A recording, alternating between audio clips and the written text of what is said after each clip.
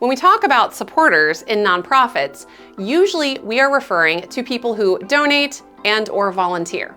But there's another critically important form of support that individuals can provide to nonprofit agencies, which is advocacy. So in this lesson, we're going to talk about how nonprofit leaders can mobilize advocates and engage in advocacy actions that further their mission through public opinion and legislative action. Now let's move on to the important stakeholder group of the community.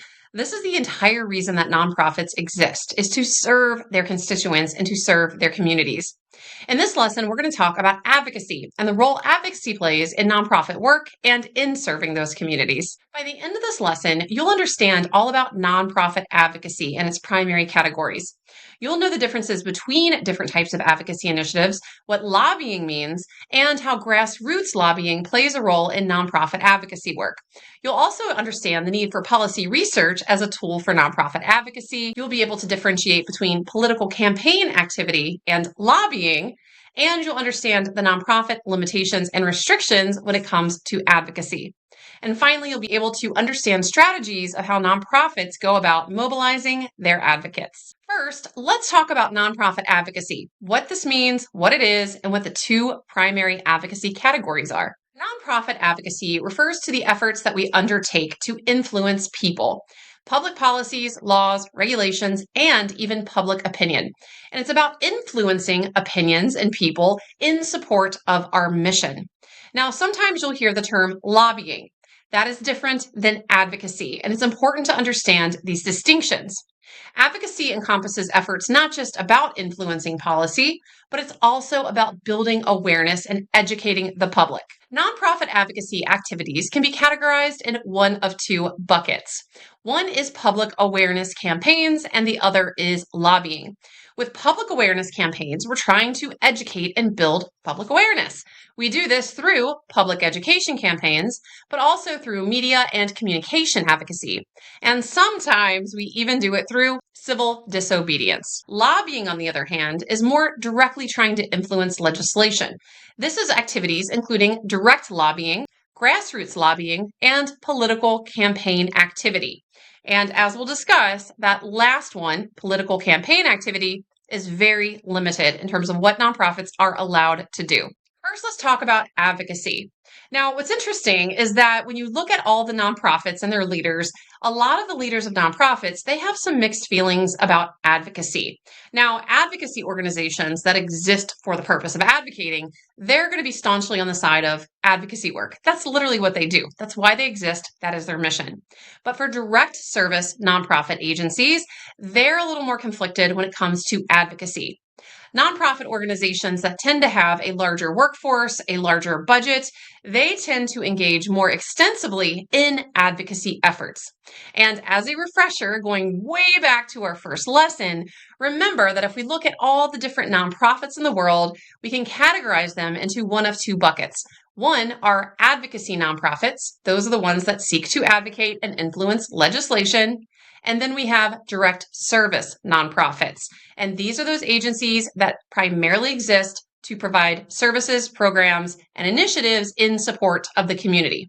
Now, many direct service nonprofits advocate. Some advocacy organizations also provide direct services. So if you see a Venn diagram like this, you'll see that there is some overlap. There are some nonprofits that do both. They advocate and they serve. However, some only advocate, and some agencies only provide direct services. And the reason that direct service agency leaders are sometimes reticent to engage in advocacy efforts is because it can be very polarizing. Anytime you're trying to influence legislation or dealing with anything in politics in the United States, people are going to be a little bit divided, and that can influence donor support and other things like that that can negatively impact that agency. When it comes to advocacy, one of the ways that nonprofit agencies advocate is through public awareness campaigns. A public awareness campaign is simply a strategic initiative that is intended to inform, educate, and to raise awareness among stakeholders about the nonprofit and its mission and work. The whole purpose of these campaigns are to inspire action and to mobilize people and resources around an effort together to unify to advance the organizational mission. So we want to make sure our constituents know why we exist as nonprofit agencies, what's important to us, what we're trying to achieve, what our mission is, and to make them aware of this to mobilize everyone together as a unified front. Public education campaigns are a type of public awareness campaign. But with the public education campaign, this is a broader educational objective. So instead of necessarily trying to mobilize our own constituents and stakeholder groups, we're trying to provide a broader audience with detailed information, understanding, and knowledge around a particular issue. So if I run an organization that deals with the unhoused population, I want to do public education campaigns sharing statistics about the number of people in our country that are dealing with housing insecurity or that are unhoused. So it's that overarching, broader educational objective, really trying to inform and to educate. Public awareness campaigns, on the other hand, are more about action and mobilizing people. One of the ways we engage in public awareness campaigns, obviously, is through media and communication advocacy. We need to use different media channels to get out our message and to engage with the public. This can include efforts like writing op-eds, which means opinion pieces. So you're writing an opinion piece, you're trying to get it published online in a newsletter, in a newspaper, or any other type of communication channel so people can understand your organization's stance on a particular issue. It can involve public relations, which, as a refresher, is unpaid marketing. So you're trying to get the news media to pick up on your messaging and to share that with the public. It can also mean doing interviews with journalists or any other activity that gets your message out there to the broader audience. Now, sometimes nonprofits need to take a really firm, hard stance on an issue. And in this case, they may even engage in a type of public awareness campaign that is called civil disobedience. This is where they're making a big splash to draw attention to an issue that is really significant. So these are nonviolent, but they are things that sometimes may even result in arrest, or they may be technically violating the law. This may be going up to Capitol Hill in Washington, D.C., having your supporters mobilize and sit in outside of a legislator's office, even when you're asked to leave, and say, we're not moving until we get your agreement that our issue is important and that you're going to vote on legislation that advances this mission and this cause. Next, let's talk about lobbying, what lobbying is, and the differences between direct lobbying and grassroots lobbying. Lobbying refers to activities that nonprofits do with the effort to influence policies, laws, regulations, and decisions. This really puts nonprofits in the democratic process, in that legislative process. And their purpose here is to advocate for issues that align with their mission. Their goal is to advance their causes, to change public policy in accordance and in alignment with their overarching organizational mission. And the whole purpose is to create a positive impact on the communities that they serve. When we engage in lobbying efforts, we can break this down into two categories. Lobbying can either be direct or it can be grassroots in nature. Now that you know what lobbying is and that there's two types of lobbying, let's talk about some specific strategies around both direct and grassroots lobbying. Direct lobbying is, well, obviously, it's direct. With direct lobbying, the nonprofit agencies are directly going to legislators and government officials and lawmakers, and they're trying to advocate for their cause and their mission, and they're trying to influence public policy. So they're directly communicating, they're holding meetings, they're emailing, they're sending letters, they're making phone calls. They're doing all of the things to get face time with these legislators to get them to support legislation that advances their mission. Now, this is really important because in the United States, there are some restrictions that nonprofit agencies have when it comes to influence and interference with the legislative process. So nonprofits are allowed to engage in direct lobbying, but there are some legal restrictions that they have to comply with. One form of direct lobbying are advocacy meetings. This is where nonprofits are facilitating face time with legislators, and it might be leaders of the nonprofit meeting with these lawmakers, or they may engage volunteers who are personally impacted by that mission. And they want them to engage in that storytelling and to share their stories of strife or how that nonprofit has positively impacted them or how a certain law would positively or negatively impact that person's life.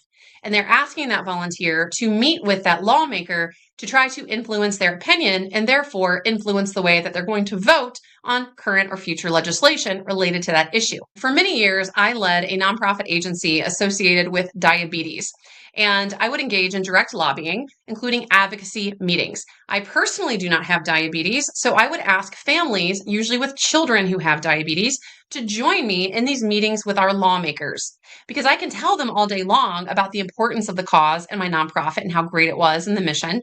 But I don't have that compelling story like my volunteers do who live with this disease day in and day out. So by leveraging my volunteers, having them engage in storytelling to have that emotional draw and that appeal, that's how I really saw the impact being made as these lawmakers, who many of them also had no connection to diabetes, kind of had their eyes opened about how important it is to provide funding for diabetes research to help impact the lives of people who are devastated by this disease. Another form of direct lobbying is public testimony. You see this sometimes on TV when you'll see someone testifying in front of Congress. This is another type of storytelling where people who are impacted by some particular issue or cause will go in front of a legislative body to share their personal stories and to try to influence the vote process and the subsequent laws that are enacted. The purpose of public testimony is to educate lawmakers and influence their decision making. Because if you're not personally impacted sometimes by something, it's hard to see how your vote on a certain issue is going to impact people's lives. So this is really that storytelling, that emotional pull that we discussed in a prior lesson. So direct lobbying is where the nonprofit engages in that direct communication with lawmakers, or they're getting volunteers to come in partnership with them to directly influence legislation. The other type of advocacy is grassroots lobbying, and this is a little bit different. This is where nonprofits try to mobilize their communities to then contact elected officials on their behalf. This can be done through things called calls to action. This is where the nonprofit agency will blow the proverbial whistle and say, it's time to mobilize. There's a piece of legislation that's up for vote. We need to influence our lawmakers. We need everyone who's in support of our mission and our cause and our agency to advocate and to call and to support and to put pressure on these legislators in their local districts and communities to enact meaningful action. So if you're a lawmaker and all of a sudden you get a deluge of emails and phone calls, hundreds or even thousands of people putting pressure on you and sharing their stories and explaining why you should vote in support or against a certain piece of legislation, that's going to influence you. So that's the power of grassroots lobbying. Additionally, nonprofits will sometimes leverage that strength in numbers through coalitions. So as a board member of Cancer Support Community, if there is a piece of legislation that supports government funding for cancer research, for example, I know that CSC is a smaller organization, and that if we mobilize in partnership in a coalition with another agency, especially a huge agency like American Cancer Society and all of the other cancer organizations like Susan G. Komen, LLS, and there are so many cancer organizations, that if we unify and form a coalition and advocate together, we can amplify our impact significantly. When it comes to advocacy campaigns, here are some ways that we rally the troops and get them to push for certain legislative action. One is through calling campaigns. This is where we're contacting legislators by phone in an organized fashion. Usually nonprofits will actually put together talking points and share that with their advocates and say, here's the unified message that we're trying to present. So for example, if we're advocating for government funding for our cause, we want to make sure we all know the statistics, we have the facts, and we're unified and consistent with that as we have potentially dozens or hundreds of people calling lawmakers around the same time period. Online advocacy is a huge thing in nonprofits. This is where you create an online form where supporters and advocates can easily contact their local lawmakers by email or social media, and it's done in an organized fashion. Petitions are where you're putting together a formal appeal to legislators and you're including signatures. So you're designing the petition. In the petition, you're explaining what it is you're advocating for or against. You're putting forth the facts and the data to support that argument. And then you're rallying your supporters and your advocates to sign that petition to show that strength in numbers. Rallies are highly visible. These are public gatherings where you get people to congregate and show up in force around a shared issue that shows that strength in numbers. And then the most hardcore approach, which sometimes is necessary, is litigation. You're actually challenging through a lawsuit and through the legal system certain laws or policies that you're making the argument are unlawful. So most nonprofits have some type of advocacy issue that impacts them. As one example, the Wounded Warrior Project. They're going to advocate for veterans' rights, healthcare, employment, and support services. NAMI, the National Alliance on Mental Illness. They're going to advocate for mental health treatment, insurance equity and parity, and increased awareness over mental health issues and reducing the stigma around mental health therapy, support, and resources. Now, when we engage in advocacy, it's not just about sharing our stories. Storytelling is really important. But to influence lawmakers and decision makers, you have to not just share a story, but you also have to have the facts. Numbers don't lie, and sometimes cold, hard data, research, and statistics can move the needle when it comes to influencing lawmakers toward what you're advocating for. And this is what we call policy research. Policy research is a systematic process where you're studying issues around that legislation. You're gathering the facts, the data. You're trying to build a compelling case for why a lawmaker should support a bill or vote against a bill as your nonprofit determines is the best course of action. With policy research, you're presenting credible arguments and facts. Sometimes policymakers, they only care about, well, how much is this going to cost? Or how many people will be impacted positively if I vote in favor of government funding for this particular issue? So good policy research gives nonprofits credibility as experts in their field. It gives them a logical argument beyond just the emotional appeal of storytelling to make a case in cold, hard data, facts, and figures. As I mentioned previously, nonprofits are often engaged in advocacy work, even if they are a direct service agency. But there are some limitations when it comes to what nonprofits are allowed to do with regard to influencing legislation. Remember from a previous lesson that the majority of nonprofit agencies in the United States are classified as 501c3 organizations. The IRS does have requirements and restrictions for agencies classified as 501c3s, and one of these is in relation to lobbying. The IRS does permit lobbying, but it cannot be a, quote, substantial part of a nonprofit's activities. Now, the difficult thing is the IRS at no point has ever defined what they consider a substantial part. Is it half of an employee's time? Is it a number of people that are employees of the nonprofit working on lobbying efforts or advocacy efforts? There is no clear, defined black and white definition. So there's a lot of ambiguity and confusion here, but most nonprofit agencies do not want to risk their tax-exempt 501c3 status, so they run very conservative when it comes to their engagement in lobbying activities. Further, nonprofits that receive grants in the form of federal funds are not allowed to use that federal funding on lobbying efforts. That's because the government doesn't want to be accused of giving nonprofits money just to have them turn around and use that money to try to get certain political officials or certain political parties elected to office. So there are strict requirements about the use of federal funds in terms of it not being allowed to be used on lobbying. Political campaign activity are those organized efforts and actions to support or oppose political candidates. And when it comes to political campaign activity, that is strictly prohibited for nonprofits.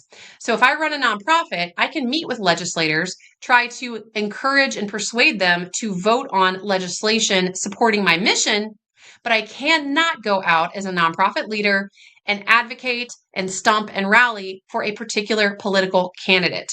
You're not allowed to do it. It's strictly prohibited.